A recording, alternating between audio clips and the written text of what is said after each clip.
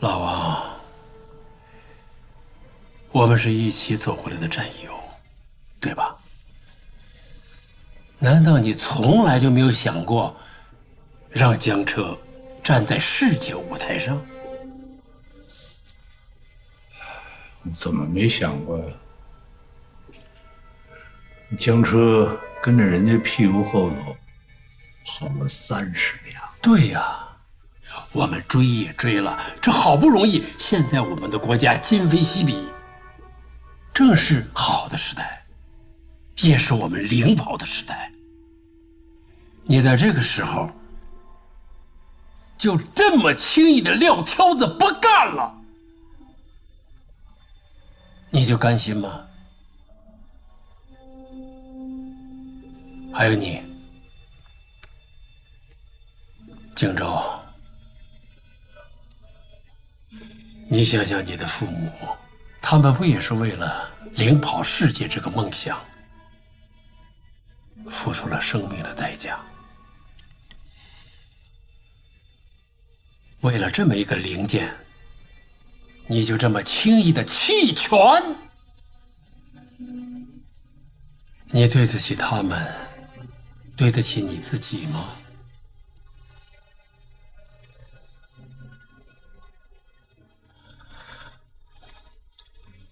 真好啊！你保他退休，他保你前程，你们是高风亮节，是吧？可是领跑最大的障碍是什么？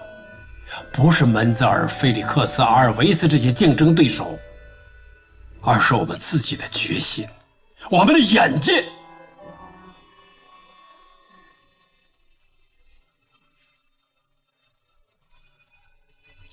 不迈过这道坎儿，领跑、陪跑都做不到，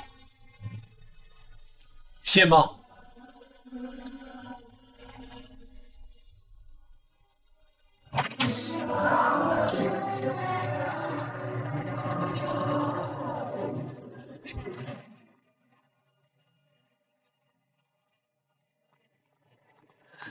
怎么样，傅肯帮忙吗？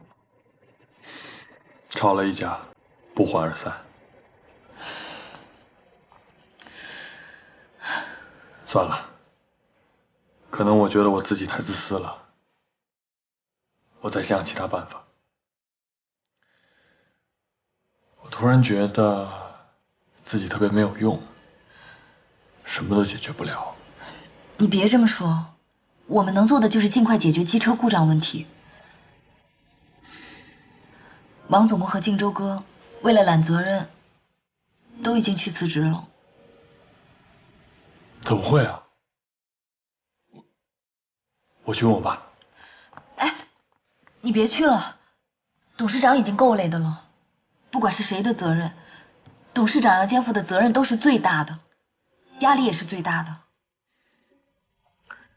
那我还是先问问木头吧，他不会真辞职了吧？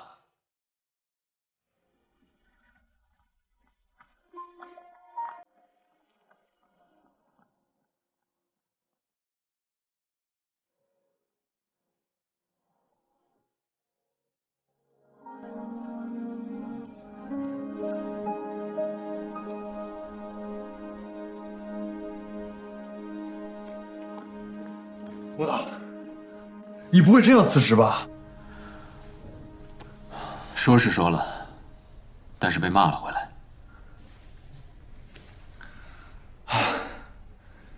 你又不是故意的，他骂你干嘛呀？董事长骂的没错，我现在才意识到，我的格局实在太小了。在这种时候，我还在在意个人荣誉得失，而不是站在江车、站在我们国家事业的层面上去考虑这起事故。不就是为了江车才要承担这个责任吗？你错了，你父亲在意的根本不是谁来承担一次事故的责任，他看重的是我们中国的轨道事业是否能够屹立在世界的舞台上。他说我们江车已经落后别人太久了，可是在这种时候，我们竟然还关起门来，互相争着去承担责任。而不是总结错误经验，做好充分准备，再一次出发。想想真的是不应该。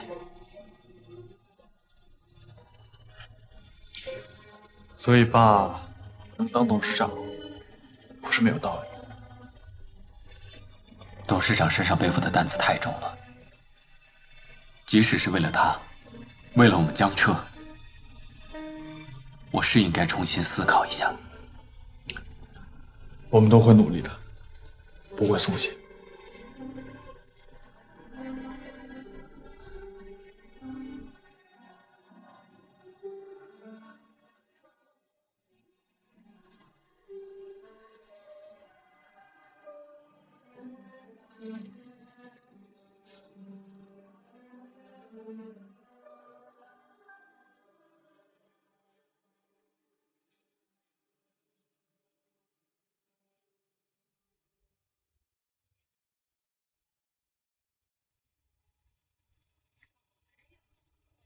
哎，你好，我想看看这个。好的。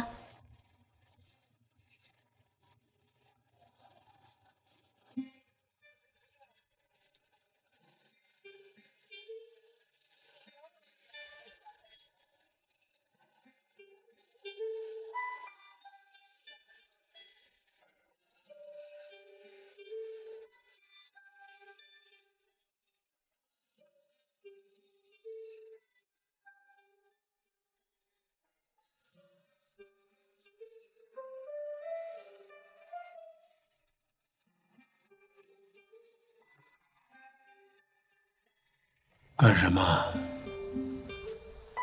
爸，我回来的路上给您选了块表，我觉得特别适合你。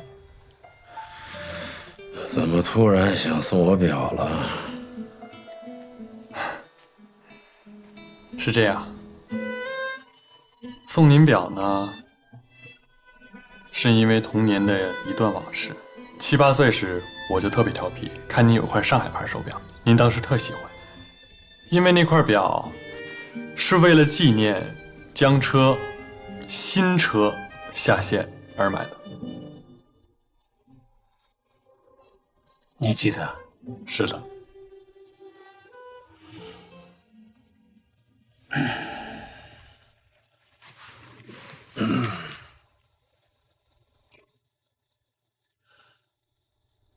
然后呢？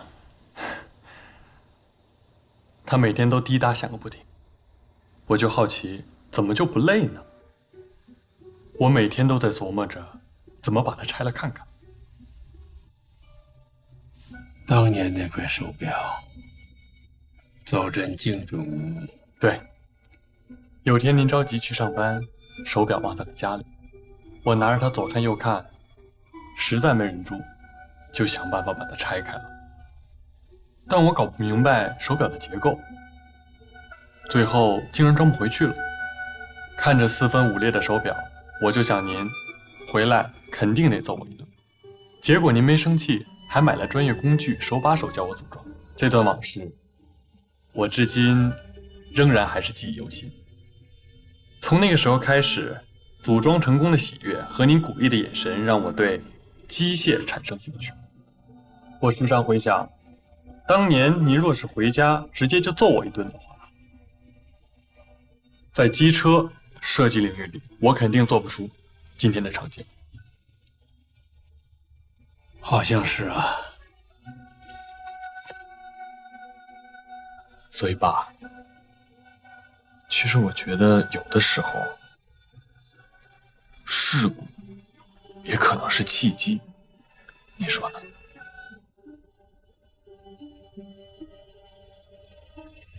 谢谢儿子。爸，其实我现在觉得自己的能力还是太弱小了，对这个家、对您、对我妈，都还没做过什么。现在江车遇到这么大的困难，我能做的少之又少。这个家呀，在你妈妈心中永远是第一。我知道，江车在我们心中是永远的第一。对吧？是啊，从进厂到现在，我从同事的身上感受到了这种精神，所以我更理解你了。我问你啊，今天的江车是什么？是什么？是一个机车制造厂。那是中国轨道交通事业的一部分。对，我们是中国轨道交通事业的一颗螺丝钉，而我们都是这张大国名片的一部分。是啊，所以现在到了为国而战的时候。这是美好的时代，我们都不能辜负这个时代。明白。修身、齐家、治国、平天下。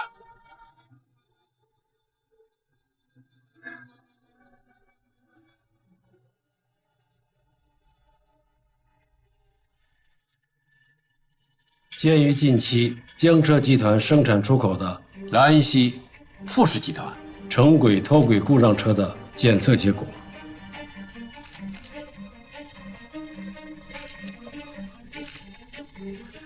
对于整批次机车电机的使用耗损预测不足，秉持对旅客、对客户、对江车品牌负责任的态度，现在我代表江车集团正式宣布，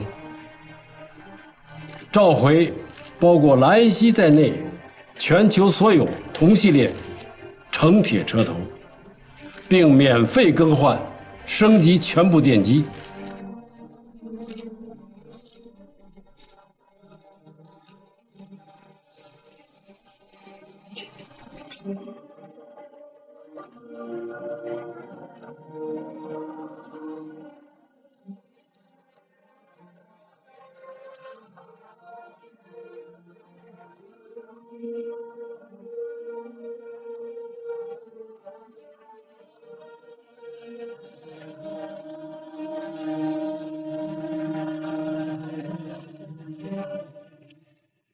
师傅还好，没烧坏。再试一次。师傅，咱们今天已经试了几十次了。咱们搞科研就是这样，我们只有在不断的失败中，才能找到通向成功的途径啊！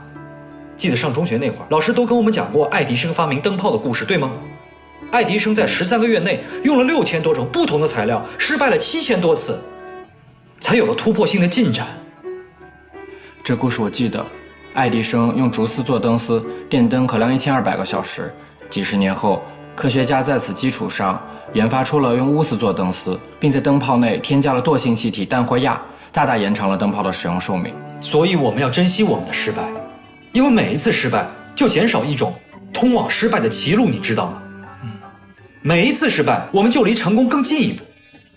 现在我们江车正处于向前或者向后的重要关口，云来项目、莱恩锡城轨都需要我们自主研发的电机，我们必须要努力。那就再试一次吧。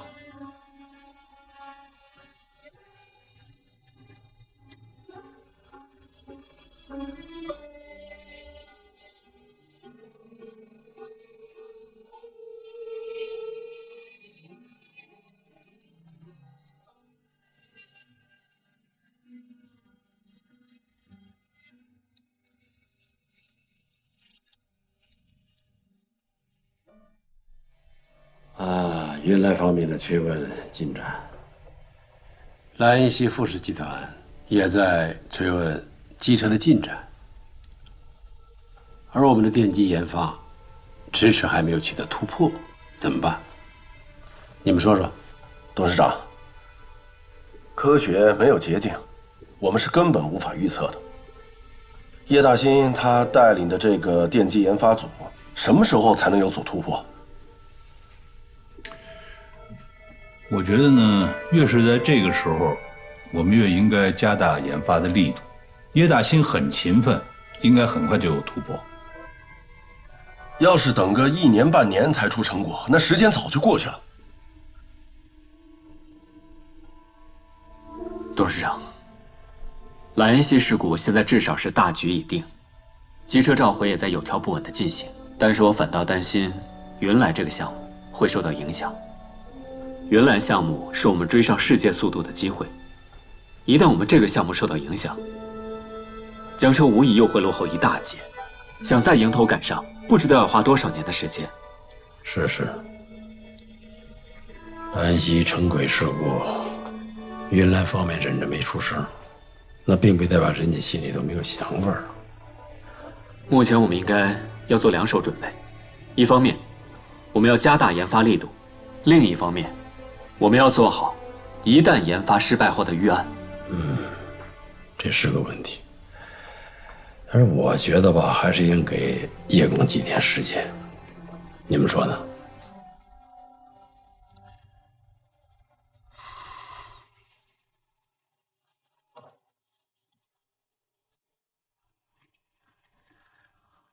林叔，您说你怎么大白天就开始喝酒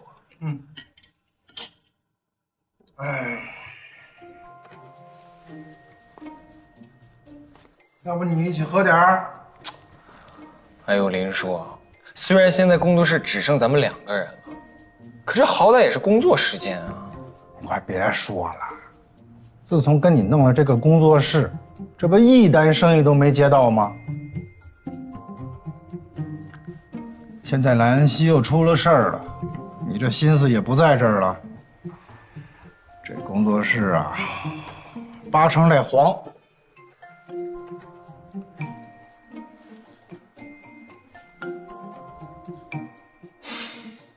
是我承认，我现在确实没心思管这个。莱恩西遭了难了，你呢，也是一堆烂事儿。我修车铺也没了，工作也没了，也是一堆烂事儿。哎呀，所以呀，各愁各的吧。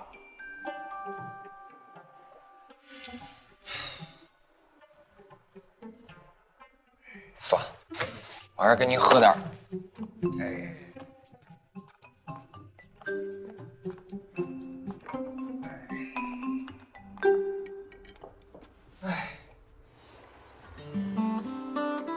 万一有新的消息，您一定尽快告诉我。谢谢，再见。这个江车集团啊，真的是有够倒霉哎！哎，一辆车出了问题，所有同型号的全部都得召回，这得赔多少钱呀？真的是流年不利。不要瞎说，说明人家江车集团肯负责有责任心，客户至上的宗旨不是虚的。我看啊，你是喜欢上谭总监，连江车一块儿喜欢。胡说八道什么呢你？不过，话说回来，你和谭金柱到底发展到哪一步了？哎，今天是周末，难道你们不应该出去约约会？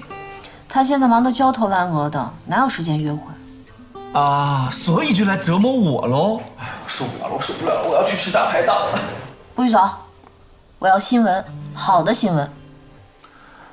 拜托，江车刚刚出了一个这么大的新闻，我上哪给你去弄更大的呀？那我不管。哎呀，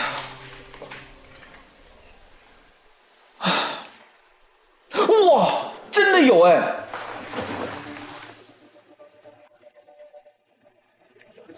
快走！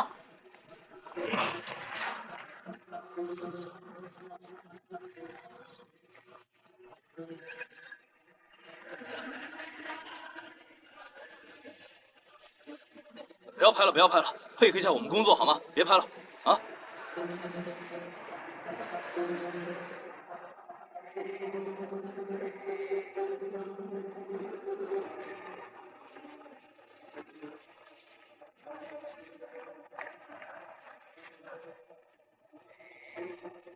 去那边。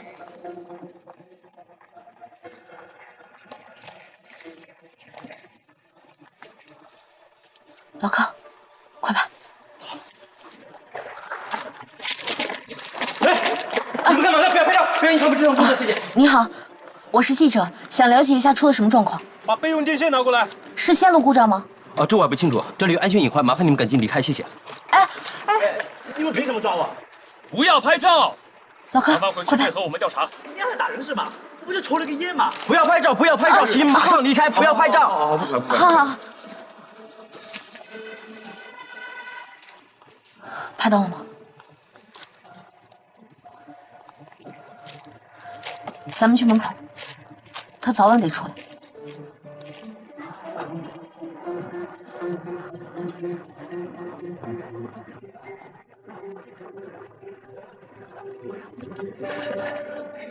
天气这么热，让我们等你多久吗？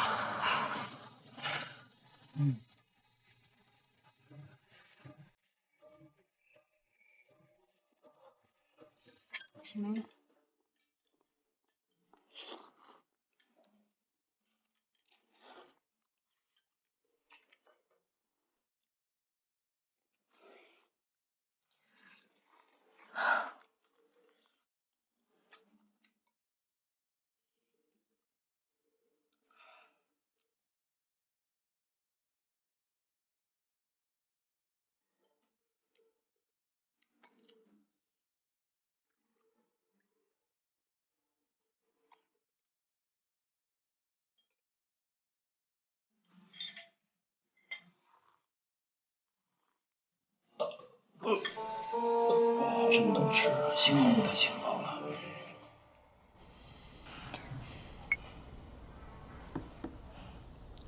可以跟我们讲讲火车站的人为什么要扣你吗？你是年年，电视台那个年年。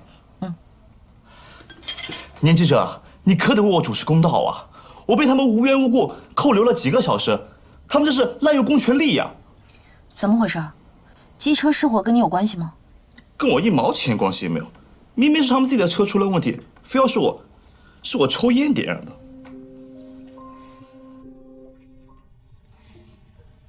但是我们都听到你已经承认你抽烟了。那些凶巴巴的维修人员说要揍我，我们这么说能行吗？而且车底的烟那么大，分明就什么东西烧坏了，现在却赖在我一个乘客头上。烟雾报警器呢？按理来说，你抽烟会触发烟雾报警，不至于烧到车底啊。有个维修人员要备用电线，是线路的问题吗？就是，肯定是，一定是江车想隐瞒事故真相，所以才拿我开刀的。对，就这样。这些都是推测，我们做新闻不能靠推测。那你们也得报道啊，替我主持公道啊。你放心，我们一定会调查清楚。如果你说的情况属实，我们一定会主持正义。谢谢你配合我们采访。那这顿饭怎么算呀？这顿我们请了。你早知道多点几个菜啊。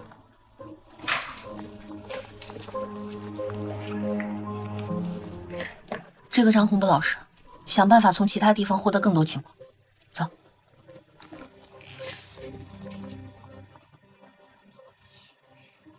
什么原因啊？机车底部冒烟，疑似是电机起火。车站已经及时安排乘客转运，所幸没有造成人员伤亡。又是电机起火，这云来和莱恩西的事儿还没解决，又来个电机起火。现场来了不少记者，应该明天新闻就会爆出来。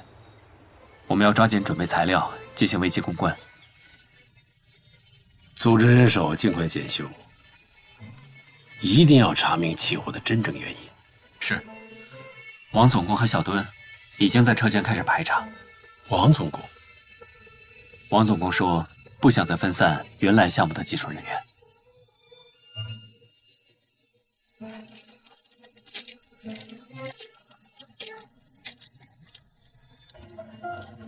汽车熄火，但没有引发紧急制动系统，所以我觉得这个问题应该不在内部电路上。哎，你们俩来干什么呀？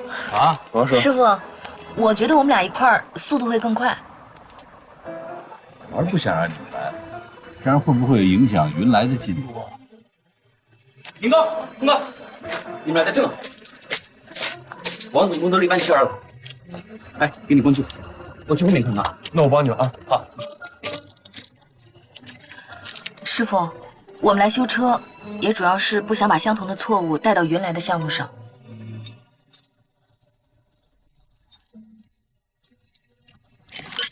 哎，干嘛？你能干，我不能干啊！少废话，抓紧时间干活。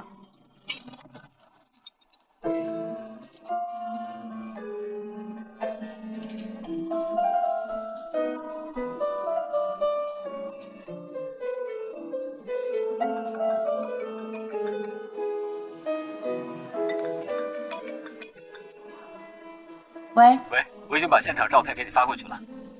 严记者，我们现在只能给你提供这些信息，拜托了。你放心，我会站在最客观公正的角度为江彻发声。谢谢你。先这样。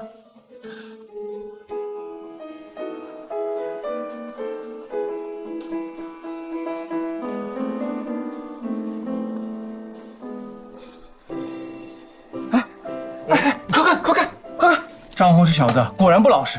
我没有抽烟，就算是我抽了烟，请问，一个烟头能点燃火车吗？一点火星能燃烧钢铁吗？这样荒谬的天方夜谭，连3岁的小孩子不会信，但是他们江浙人却信了。他们不分青红皂白，逮住我就是一顿毒打，扣押我3小时。大家看看啊，这就是我身上的伤。他们这是仗势欺人，是知法犯法。请你们行动起来，用你们的转贴，用你们的评论，让傲慢的江浙人明白，民意不可辱，小民不可欺。岂有此理！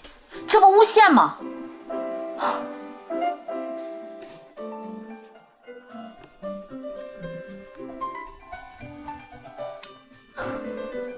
老柯，我记得你拍了不少照片，你赶紧找找有没有能证明他没有被打的。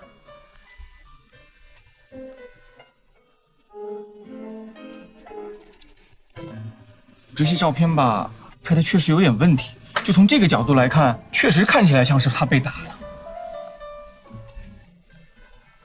怎么办？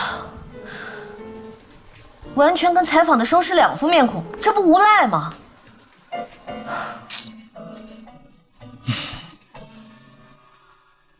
不过，作为我们新闻工作者，工作的本质就是要揭露社会的阴暗面，而这个张红。他就是社会的阴暗面。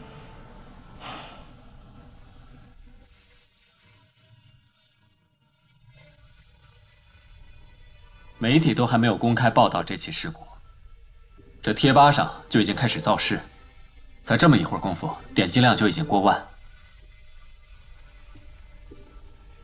中国制造业注定干不了高科技的活。江车集团连番几起事故，充分证明中国制造不可靠。胡说八道！起火原因还没有查明白吗？这明显是有人恶意造谣。是我们的责任，我们绝不逃避。往我们头上泼脏水，我们绝不答应。哎，董事长，您得注意身体，别着急上火啊！查，尽快查清起火原因，一定要澄清。明白，我们已经报警，接下来警方会着手调查这个事件。没事，我没事。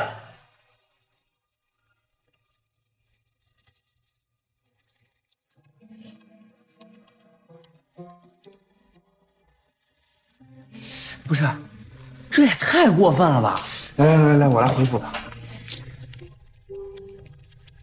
老蒋，这太慢了，我写个程序可以自动回复所有恶意污蔑江车的留言。我来，我直接黑了他们。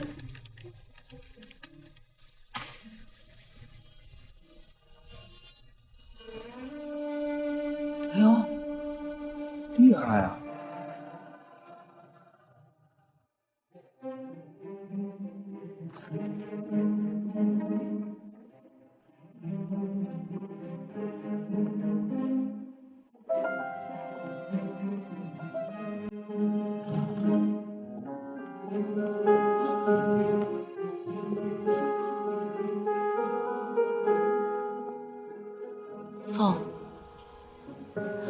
凤，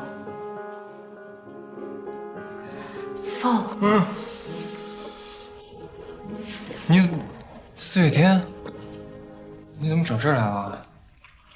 我是过来跟你商量，要不要继续跟江城合作的。你是问我的意见？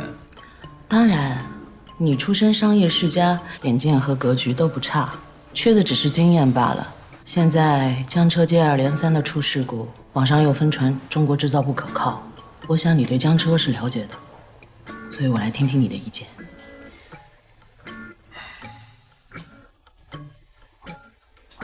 说实话，撇开我跟李岩峰的关系不谈，就说江车几十年的底蕴，那不是几个网络喷子喊几句中国制造不可靠就能打倒的。我认识很多江车的工程师，他们既有专业水准，又有奉献精神，原来的订单能够拿下，这就是他们技术提升的体现啊。其实中国制造还是出了名的质优价廉。如果江车能闯过这一关，继续合作是必然结果。总算聊到一个频率上了，英雄所见略同。凤，你窝在江州弄了这么一个小工作室，真是有些浪费啊。你怎么就知道我不能靠自己创业闯出一番名堂啊？你成立这个工作室，找林安全当合作伙伴，其实为了就是绑定李岩峰和林正一。调查还用得着调查吗？凤，你很聪明，但是现在却成了小聪明。你来到中国之后，你看到中国的市场广阔天地，你只是不想跟你父亲低头，你想自己闯出一番事业来给他看。可难道你想不明白吗？富士集团可以成为你的平台，站在这个平台上，你完全能够让富士集团跟江车集团联手，两家企业共同成长。我说的话，你好好考虑一下。等江车维修完成了，我就回莱恩西。我也希望，在那之前，你能够想明白自己以后人生的路要如何抉择。我先走了。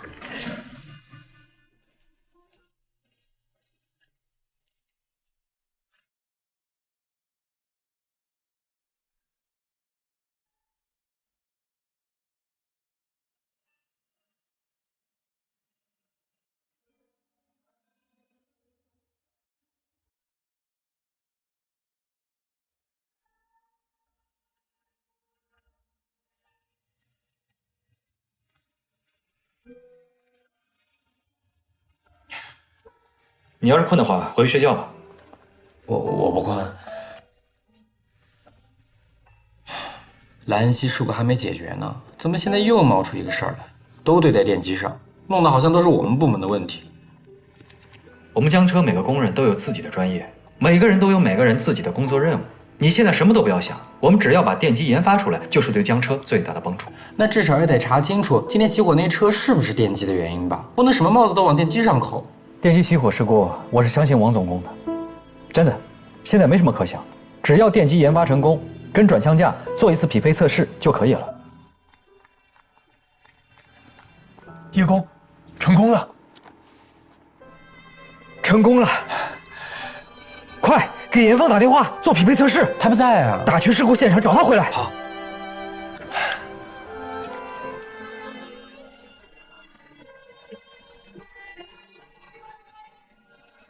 你去歇会儿吧，交给我就行。歇什么歇啊？现在网上的舆论都不知道发酵成什么样了。真的是觉得烟头的问题。没错，但还需要我们拿出确凿的证据才行。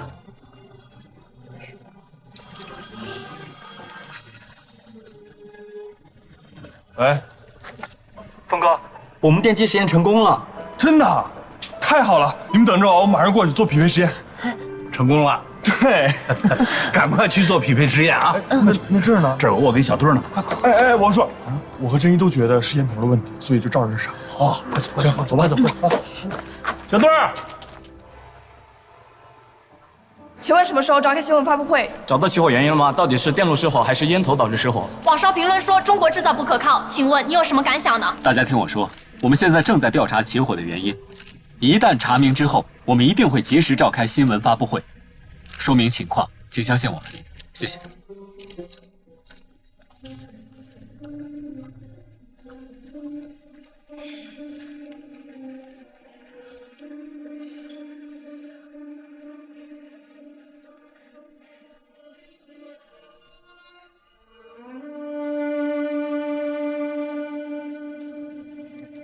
这件事确认了，确认，就是烟头掉到了设备箱里，而且设备箱里刚好还有草屑，烟头碰了草屑才冒的烟。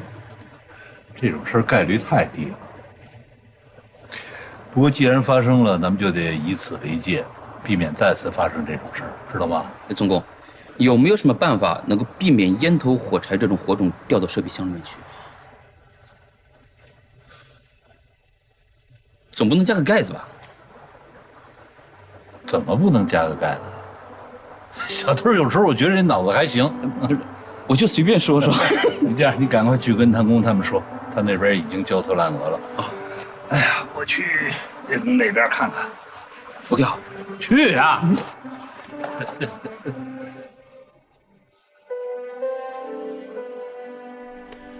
太好了，没想到一个晚上2个项目就有这么大突破。啊，现在只要PP实验成功，我们就可以松口气了。是啊，晋州那边也已经组织了记者，现在正在车间演示起火原因。相信中国制造不可靠的谣言马上就要不攻自破了。走，我看看。哎，组长，没事吧？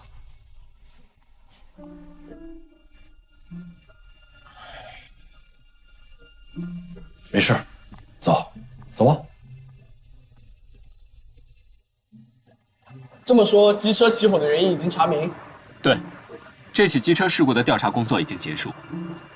但是在各位提问之前，我希望能通过我们的工作人员给你们演示一下，让大家更加直观的了解我们机车起火的原因。小墩，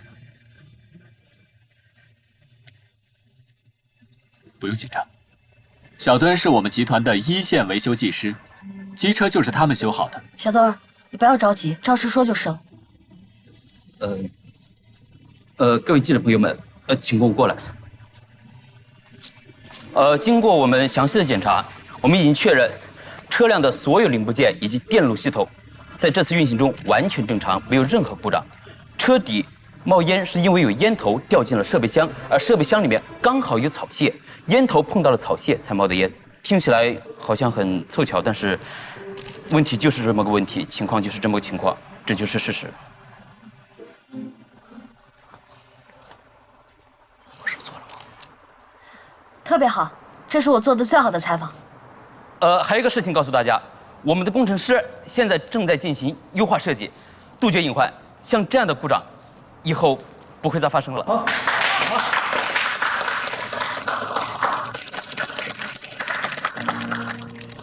各位媒体同仁，我是江州电视台的记者，我手里拿到了江州火车站外摄像头拍下的监控画面。从画面当中显示，张红离开火车站的时候没有任何的受伤迹象。这些画面呢，我将提供给大家，以便大家回去尽快的剪辑节目，争取午间新闻播出，让老百姓看到，所谓的江车制造不可靠，其实就是一个彻头彻尾的谎言。好。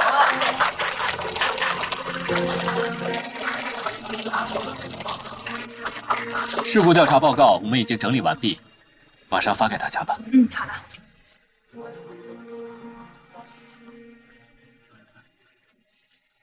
那个张红因为造谣被拘留，可惜只关了5天。我知道，我是记者嘛。